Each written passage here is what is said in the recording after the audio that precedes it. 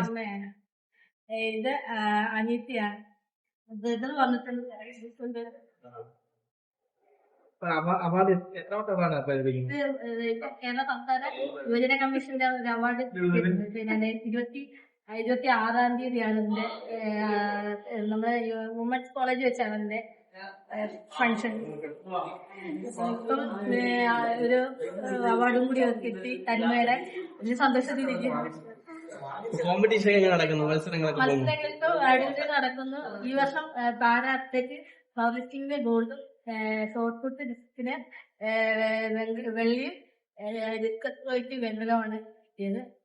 നാഷണലൊക്കെ പങ്കെടുത്ത് നല്ല സന്തോഷത്തിലൊക്കെയാണ്. കഴിഞ്ഞ വർഷമാണ് നാഷണൽ പങ്കെടുത്തതോട് ഈ വർഷം പോകാൻ പറ്റിയിട്ടില്ല. പിന്നെ തീർച്ചയായിട്ടും അമ്മയ്ക്കാണ് സപ്പോർട്ട് ചെയ്യുന്നത്. ആദ്യത്തെ എൻട്രി എങ്ങനെയായിരുന്നു? എന്തോ ഇതിലേക്കുള്ള ആദ്യത്തെ എൻട്രി എപ്പോഴായിരുന്നു? 2023 ഫസ്റ്റ് പൂനെയില് നാഷണൽ ലെവലിൽ പങ്കെടുത്തത്. പിന്നെ ഇപ്പം തീർച്ചയായിട്ടും സംസ്ഥാന തലത്തിൽ മാത്രം പങ്കെടുത്തോണ്ടിരിക്കുകയാണ്. എക്സാമും കാര്യങ്ങളായിട്ട് പഠിക്കുകയാണോ ഇപ്പൊ? അതെ, PG കഴിഞ്ഞു. മലയാള സർവകലാശാലയിലായിരുന്നു, സ്റ്റഡീസിലായിരുന്നു PG ചെയ്യുന്നത്. കോളേജില് അധ്യാപകരും എല്ലാവരും നല്ല സപ്പോർട്ടുണ്ട്. ഇപ്പം ഇത്ര ഒരു രീതിയിലേക്ക് എത്തുന്നത് മലയാള സർവകലാശാലയിൽ എത്തിയതിന്റെ ഒരു ഇത് തന്നെയാണ്. അവിടെ നിന്നുള്ള സംഘടനാ പ്രവർത്തനങ്ങളെല്ലാം ആയിരുന്നു. ഇപ്പൊ എത്ര വർഷമായി ഇപ്പൊ? കഴിഞ്ഞു, PG കംപ്ലീറ്റ് ചെയ്തു. ഓക്കെ, എന്താണ് ഭാവിയില് ഏത് തരത്തിലോട്ട് ഒരു കരിയർ ആണ് ആഗ്രഹിക്കുന്നത്? ഭാവിയില് ഞാനിപ്പോ ഒരു ബിസിനസ് ചെയ്തിരുന്നുണ്ട്. ഗ്ലാഡ് ബേക്സ് എന്നാണ് അതിന്റെ പേര്. ബോർമയാണ്, ബേക്കറി ഐറ്റംസിന്റെ മാനുഫാക്ചറിങ് യൂണിറ്റ് ആണ്. അപ്പൊ അത് മുന്നോട്ട് കൊണ്ടുപോകുന്നത്. അതിന്റെ കൂടെ PhD ചെയ്യണം, അതെ സ്പോർട്സില് പങ്കെടുക്കണം. അങ്ങനെയാണോ മകളെങ്ങനെ ചെറുപ്പം മുതലേ ഇങ്ങനെ സ്പോർട്സിനോടൊക്കെ താല്പര്യം വരുന്നത്? സ്പോർട്സ് ചെറുപ്പത്തിലുള്ള കലാപരമായിട്ടുള്ള ഈ ഗിറ്റാറൊക്കെ പഠിക്കാൻ പോകുമായിരുന്നു. പാട്ടിനോടൊക്കെ അതൊക്കെ കഴിഞ്ഞ് പിന്നെ വലിയ ക്ലാസ്സുകളിലൊക്കെ വന്നപ്പോഴത്തേക്ക് സ്പോർട്സിലൊക്കെ പോകുന്നത്. പിന്നെ ഞങ്ങൾ പറഞ്ഞു നിനക്ക് ഞാൻ പോകുന്നൊക്കെ എന്നെ കൊണ്ട് പറ്റുമെന്ന് പറഞ്ഞു.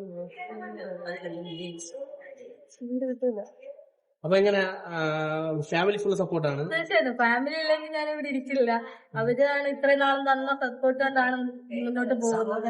സഹോദരൻ അനിയത്തി പഠിക്കുകയാണോ? എന്റെ മാമന്റെ മോളാണ്, അവള് 6ലാണ്.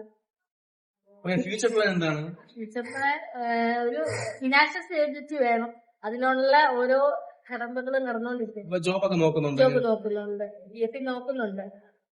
ജോലിക്ക് ട്രൈ ചെയ്യുമ്പോ എങ്ങനെയാണ്? നിലവില് ഡിസബിലിറ്റി ഉള്ള ഒരാളോട് സമൂഹത്തിന്റെ ഒരു കാഴ്ചപ്പാട് അവർക്ക് പറ്റുമോ എന്നുള്ളൊരു കാഴ്ചപ്പാടുണ്ട്. പറ്റുമോ, പിന്നെ അവർക്ക് ചെയ്യാൻ പറ്റുമോ എന്ന് പലയിടത്തും തിരസ്കരിക്കപ്പെടുന്ന ഒരു അവസ്ഥയുണ്ട്.